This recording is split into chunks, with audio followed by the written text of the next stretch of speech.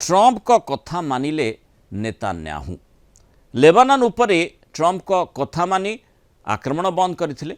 नेतान्याहूଙ୍କ सह ट्रंप कथबार्ता हेबा परे लेबानन उपरे इज्राएल रो आक्रमण बंद रहितिला, किंतु ट्रंप को कथार प्रभाव बेसी समय तिष्ठिला नाही। कथा मानिबार मात्र किछि समय परे बड़ ब्रेकिंग आसिला जे किभଳି भाबरे इज्राएल पुणी थरे लेबानन उपरे अटैक आरंभ कर देछि एवं ट्रंप कर कथा को अवमानना करिछि। एबे पुणी लेबानन उपरे इज्राएल स्ट्राइक करिथिबा सूचना मिलुछि, जहाकु नै पुणी जो द्वंद्वटी उत्पन्न होइतिला शांति आलोचना को नै जो बाधाप्राप्त काले होइजिबो कि से भली आशंका सृष्टि होइछि। कारण ईरान रोकठोक जणाई देछि लेबानन उपरे जदि आक्रमण बंद न हुए ताले कौनसी प्रकार शांति आलोचना ही हेबो नाही। आलोचना टेबल को ही ईरान आसीबो नाही, परिणाम जहा हेउना भी काहेकि।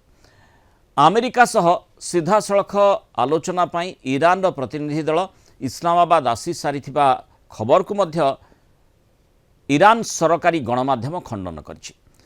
लेबानन उपर इज्राएल रो आक्रमण शांति आलोचना उपरे आशंका एवं संदेहर बादल ढांकीथिला।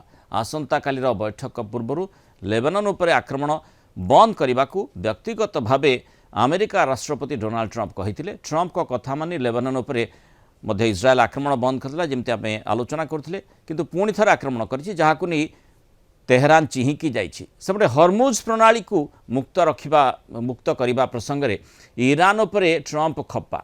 ट्रंप कहिसंती 2 सप्ताह युद्धविरति राजीनामा नथिला। हरमुज प्रणाली रे टोल आदाय करने को ईरान को अनुमति नथिला, जहा ईरान करुछि। ईरान एबे प्रति जहाजरू टोल आदाय करने को निष्पत्ति नैछि। या सहित प्रत्येक दिन निर्दिष्ट संख्यार तैल जहाज को स्ट्रेट ऑफ हरमुज दे जीवापाई अनुमति देवाकू निष्पत्ति नैछि।